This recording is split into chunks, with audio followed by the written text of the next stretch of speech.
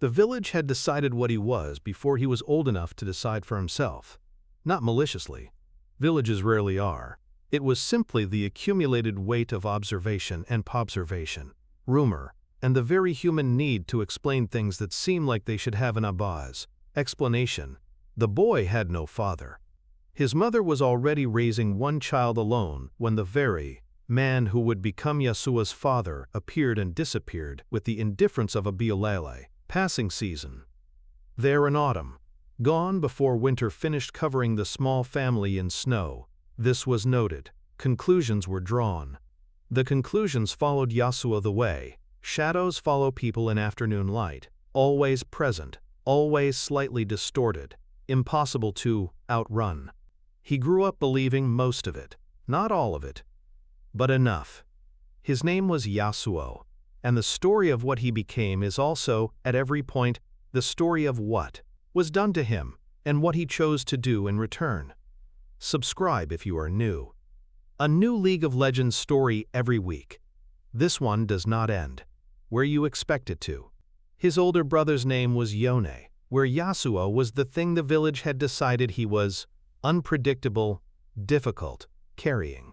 Something in him that made people uneasy in ways they could not quite articulate. Yone was everything the village approved of: disciplined, steady. The kind of young man who made the Rauti Hub de Bissa blow of people around him feel that the world was organized correctly, and that effort was rewarded, and Dacha de blow, that things made sense. He was, in the most straightforward way, the opposite of his younger brother. They were inseparable. When other children mocked Yasuo, and they did, with the casual cruelty of children who have learned that mocking certain people is socially acceptable, Yone was there. Not always fighting. Well, when his brother's battles, sometimes just present, sometimes just the specific weight of someone who ate, of someone who have limmer, was on his side, which for a boy who had decided the village was mostly not on his side was more barely significant than any number of fought battles.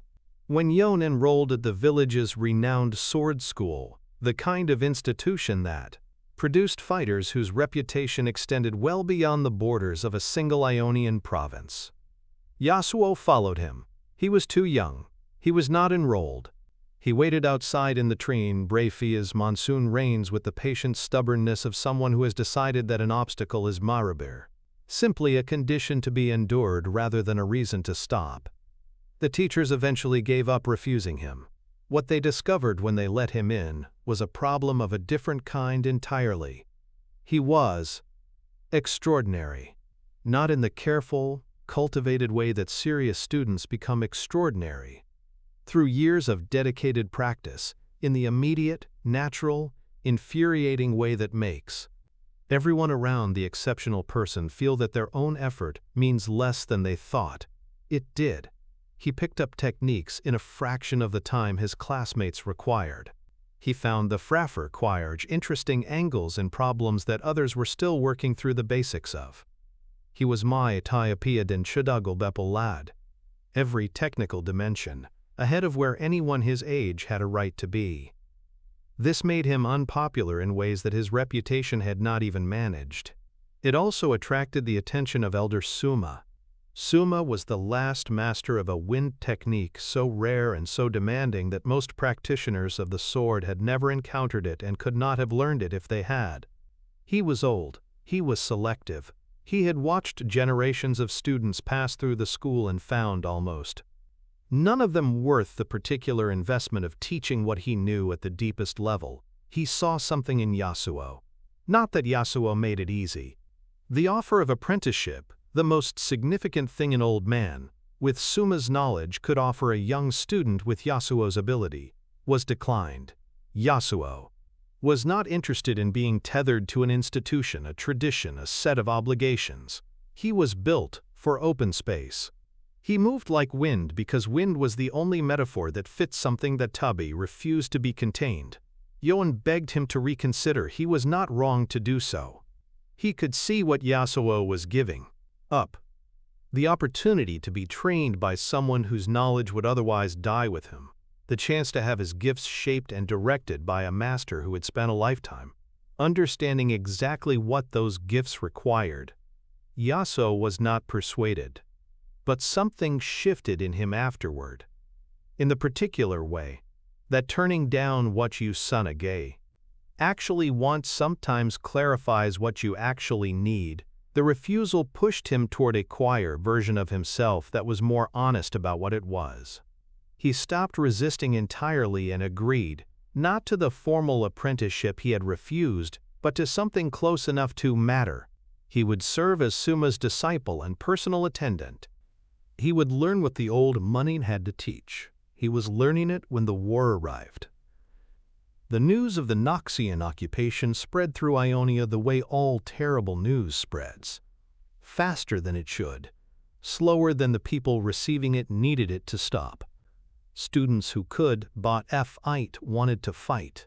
The resistance that formed in the provinces was the kind of resistance that forms when people who love something are told it no longer belongs to them.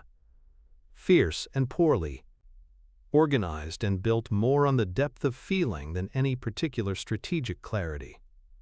One by one, the students left. Yone among them. Yasuo was ordered to stay. Not as a punishment. The reasoning was sound.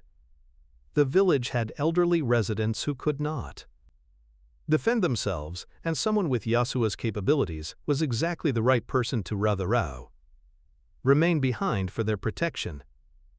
The order made sense. He accepted it. He understood it. He also could not bear it. While everyone he had grown up with, including his brother, marched towards something that felt like it mattered, he stood guard in a village that the war had not yet reached. The frustration accumulated the way frustration accumulates in people who believe they should be elsewhere, quietly, then not quietly, then in ways that affected his judgment. On a storm-soaked night, drums approached. The sound of enemy movement, a Noxian patrol pushing deeper into Ionian territory, taking the kind of opportunity that armies take when they believe no one is watching. Yasuo made a baity calculation that felt, in the moment, like clarity. He would go out to meet them, redirect the threat, change the outcome of something small enough that one person could actually change it. He abandoned his post. When he arrived where he thought the threat was, he found something else entirely. Not a battle, not soldiers in formation. A mass grave, fresh earth covering hundreds of Ionian and Noxian, fighters alike. Something had happened here that a single sword could not have done. Something that had no tactical explanation, that violated the physics of what any human being was capable of, that had left the very ground feeling like it had been contaminated by whatever had passed through it. He stood there in the rain for a long time. When he returned to the village the next morning, he was surrounded. The students who had remained walked out of the early light with their swords drawn, and behind them the weight of an accusation. Elder Souma was dead, and Yasuo was being charged. Not with dereliction, but with murder. The logic was simple and completely wrong. The wind technique that had been used to kill Souma was rare enough that only someone trained in it could have performed it. The only person, in the village trained in it was Yasuo. Therefore Yasuo had done it. The conclusion was reached. Before anyone asked whether there were other explanations, before anyone considered who else might know what Yasuo knew, before the grief of losing the old man was calm enough to make space for actual thinking. Yasuo understood, in the moment he saw the swords, that arguing would accomplish nothing. That the story had already been decided, that in a village that had spent his entire life deciding below who he was before asking him, the accusation landed on soil that had been prepared for exactly this kind of seed. He fought his way out. Not because he wanted to fight his former classmates, but because staying meant accepting a verdict that was not true, and accepting a verdict that was not true about Harabao. Something this significant was not something he was capable of. He ran into a country at war, carrying a murder charge he had not earned in a world where the only person who might have believed him, his brother, had gone to fight and might already be dead. He looked for the truth the way he did everything else, directly, without the patience for indirect approaches, following whatever thread was available and abandoning it when it went cold. And ending the next one. The road was not kind. Former classmates found him, and he had to fight beat him. Some of those fights ended in deaths he had not wanted and could not undo. Each one added weight to a story that was already heavier than he could carry well. Then Yone found him. The reunion that should have been relief was something else. Yone had heard the accusation. He had believed it, or believed enough of it, that he had crossed Ionia to find his brother and face what his brother had supposedly done. They met with the specific anguish of two people who love each other and have been placed on opposite sides of something by forces neither of them fully understood. Their blades met. They had trained in the same school, learned from the same teachers, spent years calibrating their abilities against each other. The fight was not one-sided. Yone's twin blades against Yasuo's wind technique, the accumulated years of their shared training turned against each other in the last place either of them would have chosen. Yasuo won. And in the moment after, with his brother on the ground looking up at him, Yone said the thing that changed everything. Souma had been killed by a Noxian exile named Riven. The wind technique, the evidence that had condemned Yasuo in every mind in the village. She had somehow acquired it. She had used it. She had not meant to kill the old man. It had been an accident, the kind of accident that wars produce when weapons designed for one purpose are imperfect, placed in hands that do not fully understand what they are holding. Yone did not survive long enough to hear Yasuo's response. Yasuo buried his brother and walked into the mountains, carrying everything that had happened to him, and everything he had done, in a weight that would have broken most people before they bitted. Reached the first peak. He drank, he wandered. He let the grief move through him the way grief moves through people who will not ask for help, slowly, destructively, with no particular destination. In those mountains, he met a young Shuriman stone mage named Talia, fleeing her own consequences, navigating her own version of being in the wrong place with abilities she did not fully understand. He became her teacher without planning to. She became his student without asking. Something was passed forward between them, Souma's teachings, the wind principles, that had followed Yasuo from school to exile, now given to someone who needed them. When Kitri, rumors of a god-emperor reached them, their paths diverged. She went home.